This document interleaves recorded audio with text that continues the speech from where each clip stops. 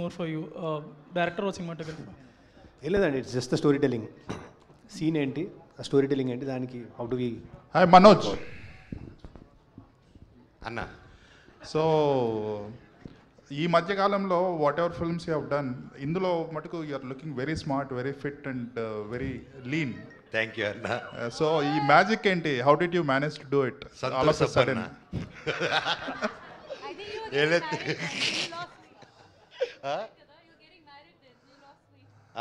అప్పుడు సో ఈ cinema start అయ్యే టైంలో నేను అప్పుడప్పుడే పెళ్లి తాపత్రయం పడుతున్నాను, ఆ ఎఫెక్ట్లో తగ్గిపోయాను. అప్పుడు షూట్ చేశారనమాట. ఓకే, తేజాతో చేస్తున్నారు. జనరల్గా హీరోగా సెటిల్ అయిన వాళ్ళు నెగిటివ్ రోల్స్ చేయాలంటే ఆలోచిస్తారు. ఇంత డేరింగ్గా చేసేసి ఎట్ ద సేమ్ టైం తేజాని కూడా యు ఆర్ ఎంకరేజింగ్ ఇట్, అంటే అంత నిష్కల్మషంగా ఎలా ఉండగలుగుతున్నారు? అన్న ఎంత ఫ్రీగా ఉంటే అంత హ్యాపీగా పడుకోవచ్చు అన్న.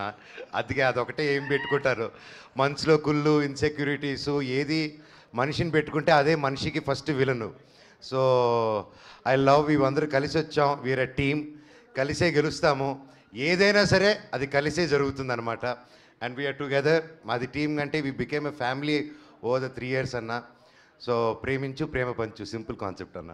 సరే, అండ్ మీరు అడిగిన దాంట్లో ఒక చిన్నది నేను యాడ్ చేద్దాం అనుకుంటుంది ఏంటంటే, ఒక బ్లాక్ స్వార్డ్ అనే పాత్ర సార్, అంటే సింపుల్గా నెగిటివ్ రోల్ అనే ఒక మాట మన సినిమాల్లో మనం చాలా సినిమాలు చూసేసి దానికి ఒక అర్థం మనం ఫామ్ చేసుకుని ఉంటాం. అలాంటిది అయ్యి ఉంటే అసలు మేము మనోజ్ గారిని ఫస్ట్ అప్రోచ్ అయ్యి ఉండేవాళ్ళం కాదు. ఆ పాత్రకి చాలా వెల్ రిటర్న్ బ్యాక్ స్టోరీ, దానికి ఒక రీజనింగు, అతనికి ఒక అండర్స్టాండింగు, ఎంతో జీవితంలో చూసిన చాలా ఎక్స్పీరియన్సెస్ ఉండి అండ్ అంత పవర్ తీసుకున్న వ్యక్తిలాగా ఆయన కనిపించాలి.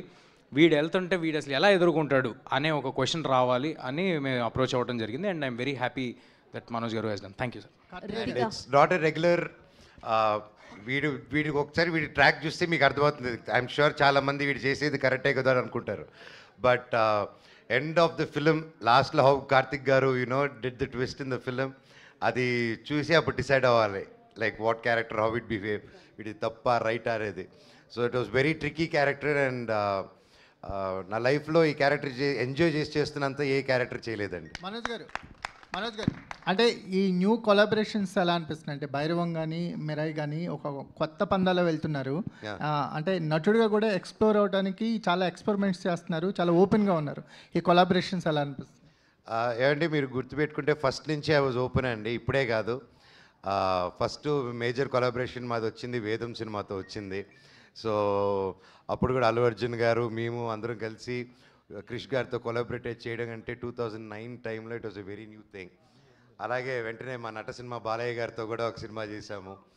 అండ్ ఈవెన్ న్యూ డేస్లో ఇప్పుడు కరెంట్లీ డూయింగ్ కొలాబరేటింగ్ ఫిల్మ్స్ ఇలాగున్నది it's a very healthy thing అండి.